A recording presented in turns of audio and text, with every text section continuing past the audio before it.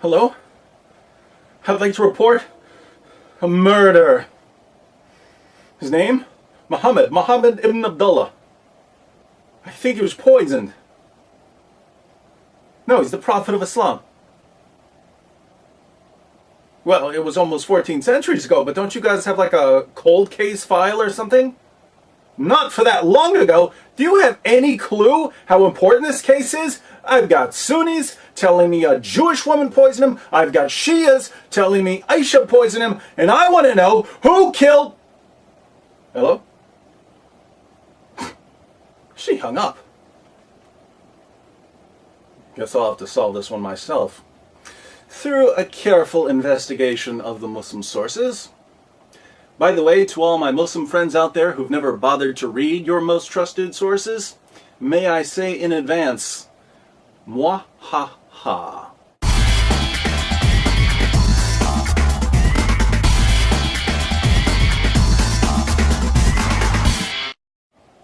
Okay, I've been through the Quran, the Hadith, and the Sirah literature, and I think I've solved the mystery of Muhammad's death.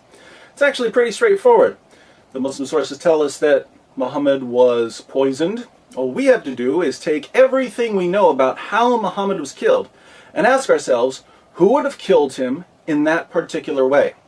Police do this sort of thing every day. They match up a bullet with the gun that fired the bullet. They match up fingerprints with the finger who left the fingerprints. They match up details of a crime with a criminal who has a certain MO. So to figure out who killed Muhammad, we just need to do a little profiling. But the fact remains you can't prove that I did it. It could have been anybody. It could only be you. By your own admission. The main difficulty we face is that lots of people wanted to kill Muhammad. The pagans wanted to kill him for conquering their cities, smashing their idols, slaughtering their men, raping their women, and enslaving their children. Jews wanted to kill him for seizing their land, destroying their communities, slaughtering their men, raping their women, and enslaving their children. Christians wanted to kill him for threatening to conquer them. Men wanted to kill him, women wanted to kill him, old people wanted to kill him, young people wanted to kill him. Muhammad made a lot of enemies. What's the matter, Rodney? I don't get no respect at all. Fortunately, we can narrow down our list of suspects by ruling out people who would have killed Muhammad in some way other than poisoning.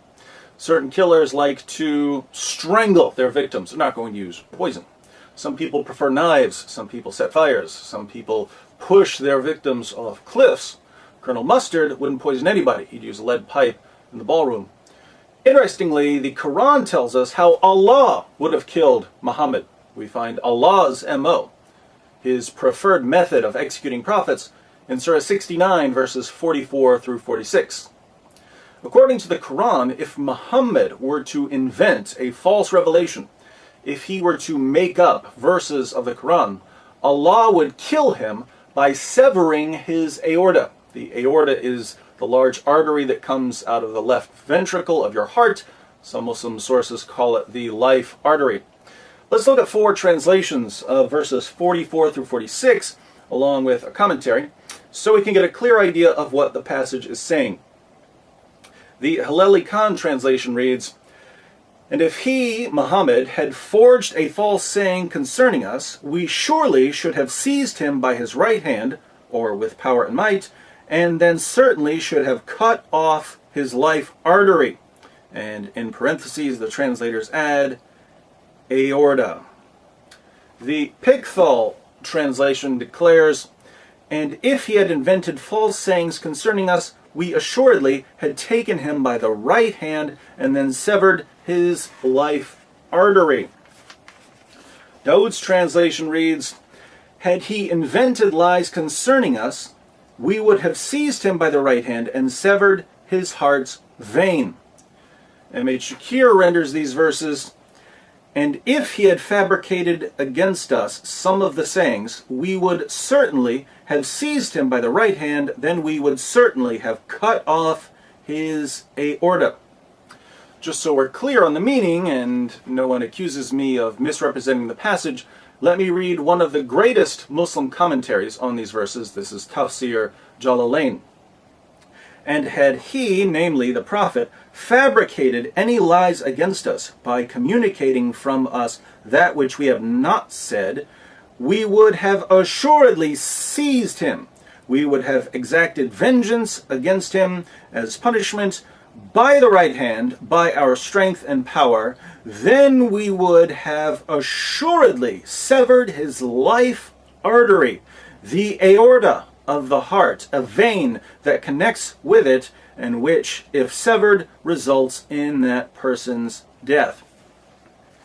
So if Muhammad had been a false prophet and a liar and a deceiver, we know how Allah would have killed him. Allah would have cut his aorta. As long as no one severs Muhammad's aorta, then we can rule out Allah as a suspect. I didn't do it. Just because the blood was in my hand doesn't mean I stabbed the man. Now that we've got our strategy, let's turn to the Muslim sources so we can put together our profile. According to Sahih al-Bukhari, Sahih Muslim, and other texts, Muhammad was poisoned by a Jewish woman. Sahih al-Bukhari 26:17. A Jewess brought a poisoned cooked sheep for the Prophet, who ate from it. She was brought to the Prophet and was asked, "Shall we kill her?" He said, "No." Anas added, "I continued to see the effect of the poison on the palate of the mouth of Allah's Messenger." People could see the effect of the poison in Muhammad's mouth. The poison apparently disfigured his palate, making his mouth look strange. Sahih Muslim 54:30. A Jewess came to Allah's Messenger with poisoned mutton, and he took of what had been brought to him. When the effects of this poison were felt by him, he called for her and asked her about that. Whereupon she said, "I had determined to kill you." Thereupon he said, "Allah will never give you the power to do it." Muhammad tells this woman, "Allah will never allow you to kill me." Guess Muhammad didn't know Allah very well, because the poison ultimately did kill him. In case you're wondering why this woman wanted to poison Muhammad, she tells us in Ibn Sa'd. The apostle of Allah sent for Zainab bint al-Harith, that's the woman who poisoned him, and said to her, "What induced you to do what you have done?" She replied, "You have done to my people what you have done. You have killed my father, my uncle, and my husband, so I said to myself, if you are a prophet, the foreleg will inform you. And others have said, if you are a king, we will get rid of you." The woman poisoned Muhammad because he slaughtered her family. Guess Louis Farrakhan got something right. But as a man soweth, the same shall he also reap. And that's why Jesus told Peter, sheathe your sword, because those who live by the sword will die by it. But there's a plot twist here, my friends. You see, Zainab didn't act alone. She had a co-conspirator, someone working behind the scenes, pulling the strings. Sahih al-Bukhari 44:28. The Prophet, in his ailment in which he died, used to say, "O Aisha, I still feel the pain caused by the food I ate at Khaybar, and at this time I feel as if my aorta is being cut from that poison."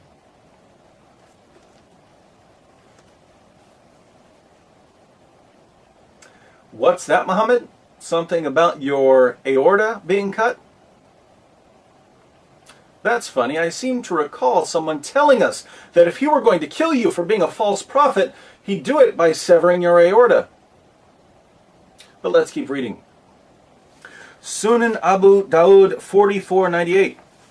A Jewess presented Muhammad at Khaybar a roasted sheep which she had poisoned.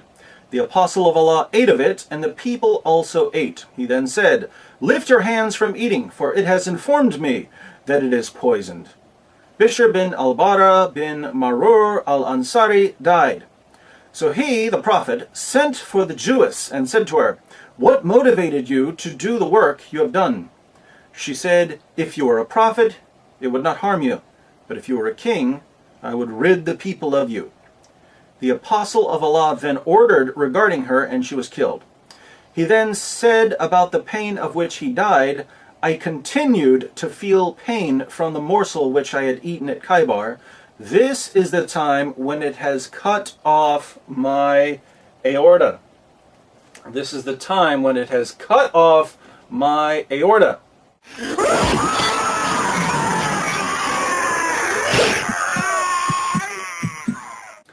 Didn't someone tell us in the Quran that he would kill Muhammad by cutting his aorta?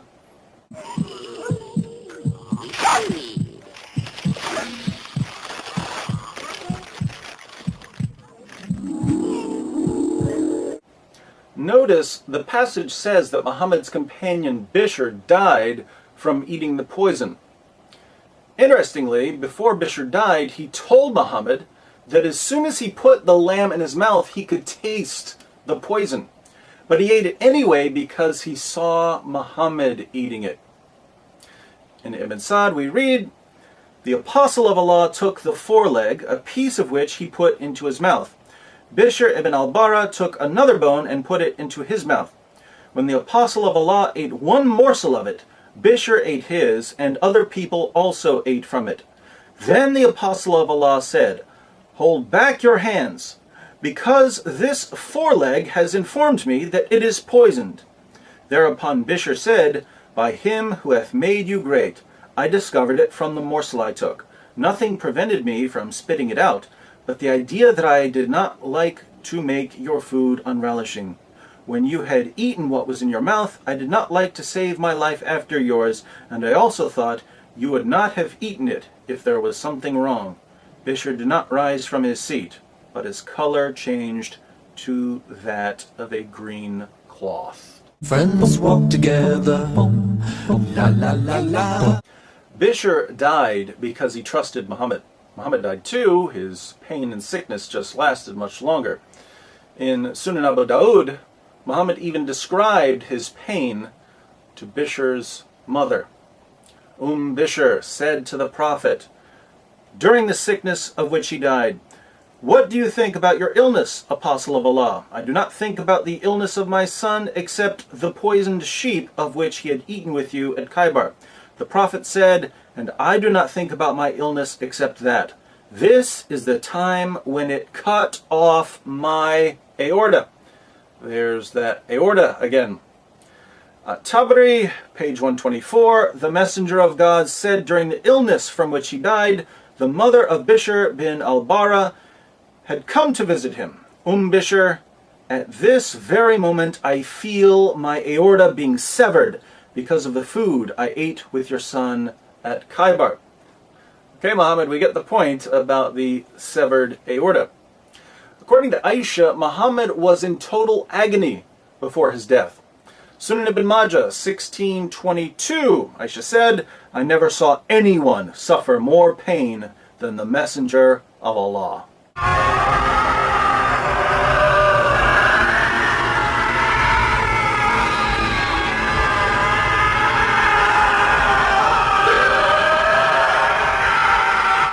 In the end, Muhammad couldn't even walk on his own. His followers had to drag him around. Sahih al-Bukhari 2588, Aisha said, "When the Prophet became sick and his condition became serious, he requested his wives to allow him to be treated in my house, and they allowed him. He came out leaning on two men while his feet were dragging on the ground."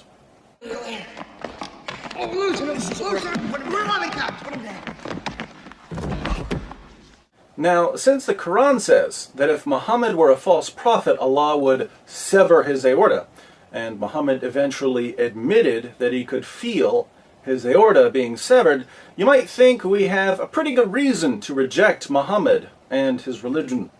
But you're wrong. If you look more closely, you'll see that we have at least 10 good reasons to reject Muhammad here.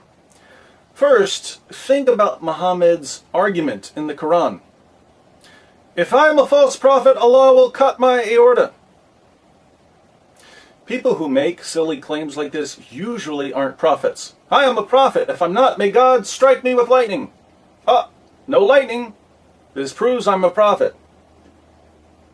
When someone uses that kind of reasoning, chances are he's a false prophet. But that's exactly how Muhammad argues in Surah 69.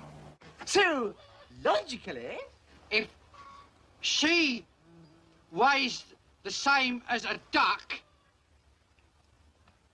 she's made of wood.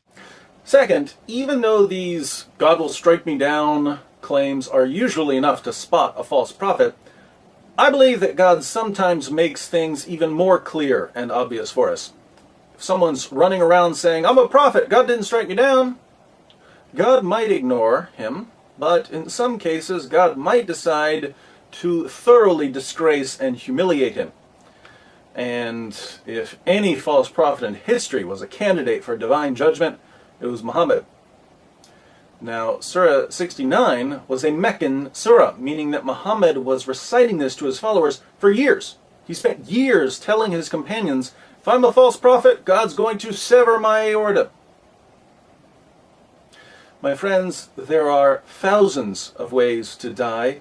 Do you really think it's a coincidence that Muhammad died in exactly the way the Quran said he would die if he's a deceiver and a false prophet? Looks like divine judgment to me. Third, I don't want to call Muhammad stupid because that wouldn't be politically correct. But let's think about this for a moment. Muhammad and his followers attack Khaybar. After the Muslims kill a bunch of men and rape a bunch of women, standard practice for Muslims back then, a Jewish woman comes up to Muhammad.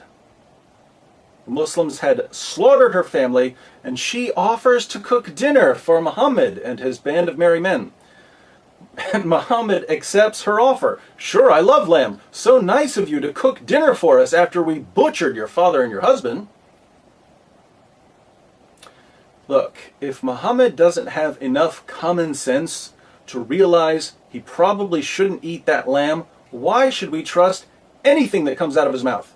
If a woman comes up to you and says, "Hi, you slaughtered my family. Care for a delicious meal?" and the only response you can think of is, Yeah, I think so. "Sorry, you're not a real prophet." Fourth, despite the fact that Muslims had slaughtered her family, the Jewish woman, Zainab, was actually open to the possibility that Muhammad was a prophet. She gave him the poison as a test. If he were a true prophet, he wouldn't eat it. If he were a false prophet, he'd die. Since Muhammad died from the poisoning, he failed Zainab's test. Fifth, Muhammad's companion Bishr could taste the poison as soon as he put the lamb in his mouth. Why did he keep eating? He kept eating because he believed in Muhammad. There's no way this lamb is poisoned. Muhammad is eating it. He's the prophet. Bishr's faith in Muhammad got him killed. And I'm willing to lay this down as a rule. If I can't trust you with my dinner, I definitely can't trust you with my salvation. If you can't figure out what's waiting for you in food, how could you possibly know what's waiting for you in the afterlife? Ignorance is bliss. Sixth, when Zainab told Muhammad that she had poisoned him, Muhammad said that Allah would never allow it. But Allah did allow it. So if Muhammad was wrong about Allah then, please explain to me why I should trust him when he tells me other things about Allah. Seventh, Muhammad claimed that the lamb he was eating spoke to him and told him that it was poisoned. So he got a special revelation because he was a prophet. Two questions. One, why didn't the roasted lamb say something 5 minutes earlier, which would have saved Muhammad's life, not to mention Bishr's life? And two, why did Muhammad need a revelation when you could taste the poison? Isn't this proof that Muhammad was actually making up revelations? Isn't it obvious that he tasted the poison, same as Bishr, but instead of saying, "Hey, I taste poison," he said, "It's speaking to me. I'm a prophet." Sounds like a fake to me. Eighth, think about the justice here.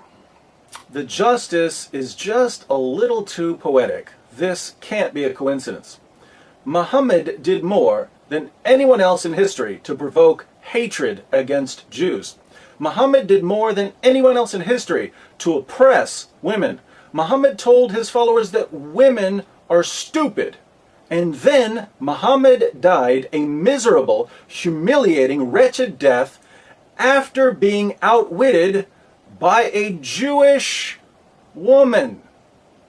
So God didn't merely disgrace Muhammad by severing his aorta, thereby identifying him as a false prophet. God added to Muhammad's degradation by severing his aorta through the hands of a Jewish woman seeking vengeance against the man who had brought her community nothing but death and rape. Fair is fair. We didn't start this, we didn't mean it to happen, but we're not giving up till you pay. Fair is fair.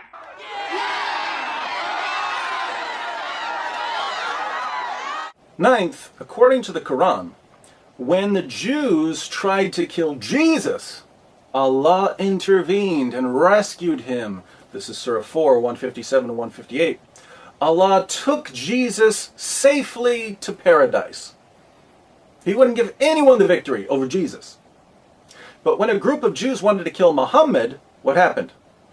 Allah sits back and watches as a woman poisons his prophet, and he does nothing as his prophet dies a humiliating death. Why does Allah protect Jesus from harm, zips him straight to paradise? Then when he turns around and sees Muhammad wallowing in freakish misery, Allah doesn't lift a finger to help him. Sounds like Allah was showing a little favoritism.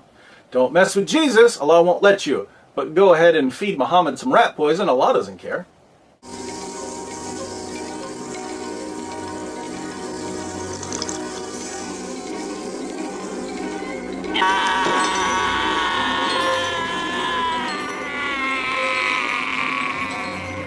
Finally, Muhammad's greatest wish was to die in battle. Sahih al-Bukhari 2797. The Prophet said, "By him in whose hands my soul is, I would love to be martyred in Allah's cause and then come back to life and then get martyred and then come back to life again and then get martyred and then come back to life again and then get martyred." If you read the Muslim sources, you know that every time Muhammad wants something, Allah gives him a special revelation granting him what he desires. Muhammad wants to have sex with Aisha, Allah gives him a revelation. Muhammad wants more than 4 wives, Allah gives him a revelation. Muhammad wants to marry the divorced wife of his own adopted son, Allah gives him a revelation. Allah's got nothing to do but sit around all day making Muhammad's dreams come true. Well, I've read about genies, but I never thought they really... It's like something out of the Arabian Nights.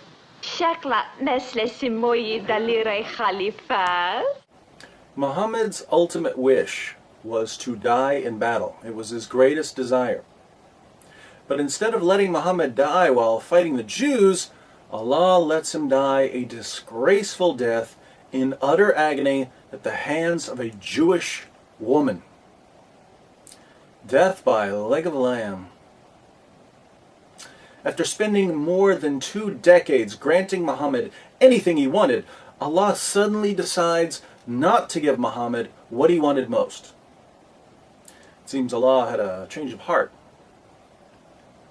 Putting all of this together, we found at least 10 reasons to reject Islam just by examining Muhammad's death. If we look at how he lived, of course, we have another 1 trillion or so reasons to conclude that he's a false prophet. What I find most interesting, though, is that Muslims will be upset with me for making this video. They'll complain about the movie clips I use, they'll complain about the things I've said. David, how dare you put up a Weekend at Bernie's clip to illustrate what we read in Bukhari? But let me be perfectly clear. Nothing I've said about Muhammad comes anywhere near what God said about Muhammad. I'll go a step further. If you take everything that people have ever said or done to insult Muhammad, Salman Rushdie's satanic verses, the Danish cartoons, people burning the Quran, if you take everything critical of Muhammad and roll it up into one big ball, that's nothing compared to the way that God insulted and condemned Muhammad. There's no comparison between some guy drawing a picture of Muhammad and God severing his aorta to humiliate him. God is the ultimate critic of Muhammad. So what are you going to do, my Muslim friends? Are you going to run around calling God an Islamophobic bigot because he insulted Muhammad? Or are you going to accept correction from the Almighty? Islam means submission. You Muslims think it refers to submission to God. But God's already given his answer. He commands you to reject Muhammad. If you continue believing in Muhammad, what you're really saying is, God can't make me stop believing in Muhammad. I don't care what God says. I'll believe Muhammad anyway. But in that case, Islam isn't submission to God. It's submission to Muhammad. If you care more about Muhammad than you care about God, you guys are living in Shirk Central.